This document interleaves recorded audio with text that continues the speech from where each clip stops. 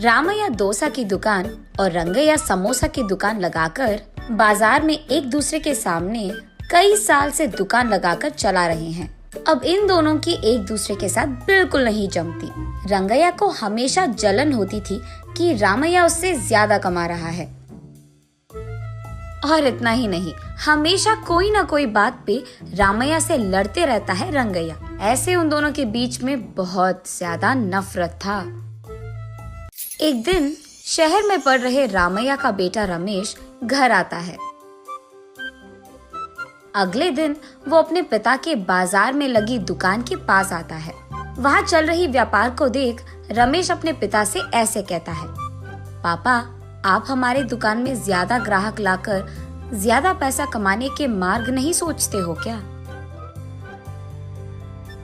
अब जितना मेरा सोच है उसी में चल रहा है बेटा। जितना भी मेहनत करूं वही कमाई मिल रही है। पापा, मेहनत से नहीं, चालाकी से कमाए जाते हैं पैसे। शहर में इसी डोसा को दुगने दाम में बेचते हैं, पता है आपको? अब शहर के दाम में यहाँ कैसे बेचेंगे बेटा? अगर दाम बढ़ा भी देना तो कोई भी खाने नहीं आएगा।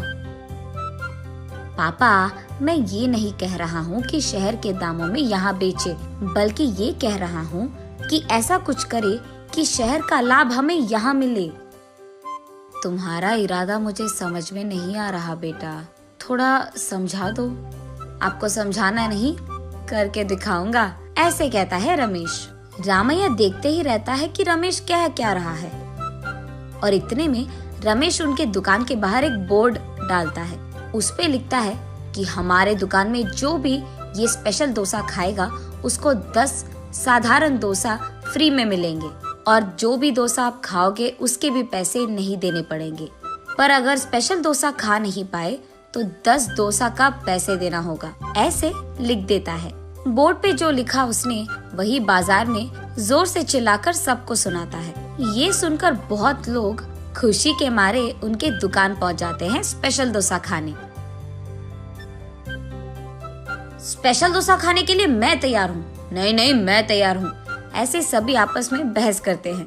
तब रमेश उनके दुकान के बगल में एक बड़ा सा टेबल और चेयर लगाकर जो भी इस प्रतियोगिता में शामिल होना चाहते हैं उनको एक के बाद एक इस कुर्सी पे बैठना होगा, ऐसे कहता है। उसके बाद ठीक उस टेबल के जितना बड़ा डोसा वो बनाकर वहाँ लाता है और उस कुर्सी में बैठे आदमी के सामने पेश करता है। वहाँ मौजूद सारे लोग यही सोचते रहते हैं कि वो आदमी उस डोसा को खा पाएगा कि नहीं।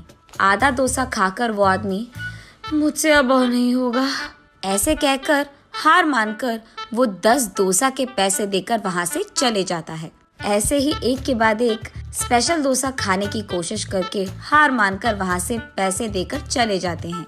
ये सब ठीक सामने से देख रहा रंगैया अपने आप में सोचने लगता है कि एक स्पेशल डोसा बनाने के लिए कितने पैसे लगते हैं। उसे पता था कि एक स्पेशल डोसा बनाने के लिए 3 डोसा लगते हैं, लेकिन बाकी 7 डोसा के पैसे तो लाभ में आ गए।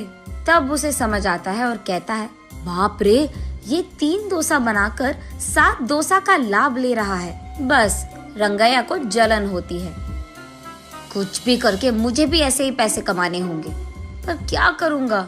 ऐसे सोच कर, हाँ, मैं भी उसकी तरह समोसा का कोई प्रतियोगिता लगा दूंगा, ऐसे सोचकर अगले दिन रंगैया उसके समोसा के दुकान के बाहर ये लिखता है कि जो भी आदमी 20 समोसा खा पाएगा उसको 10 और मुफ्त में मिल जाएंगे। पर अगर 20 समोसा नहीं खा पाए तो 10 समोसा के पैसे देने पड़ जाएंगे। और यही बात चिल्ला कर बाजार में सबको बताता है। ये सुनकर बहुत सारे लोग रंगैया के दुकान आते हैं प्रतियोगिता में शामिल होने। जो लोग आते हैं उनमें से कई सारे आसानी से 20 समोसा खा लेते हैं और रंगैया के अनुसार ही वो 10 और मुफ्त में ले लेते हैं और वहाँ से चले जाते हैं।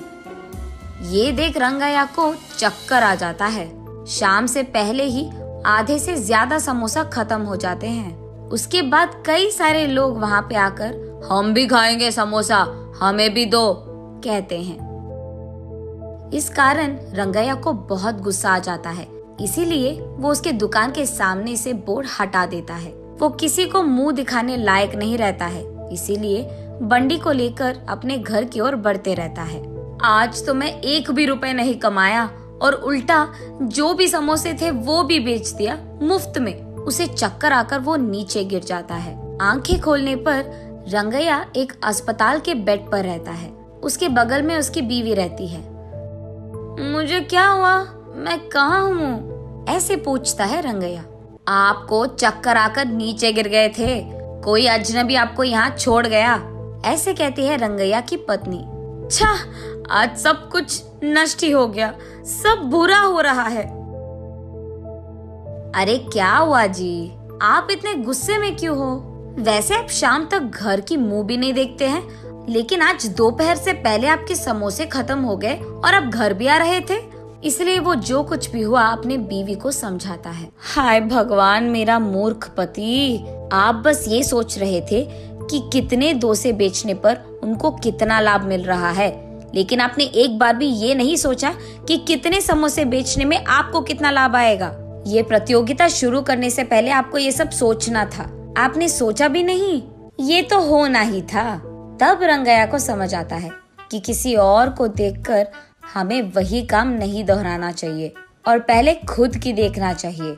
कुछ करने से पहले 100 बार सोचना भी चाहिए, तब हम सब खुश रह पाएंगे। ये समझता है रंगैया।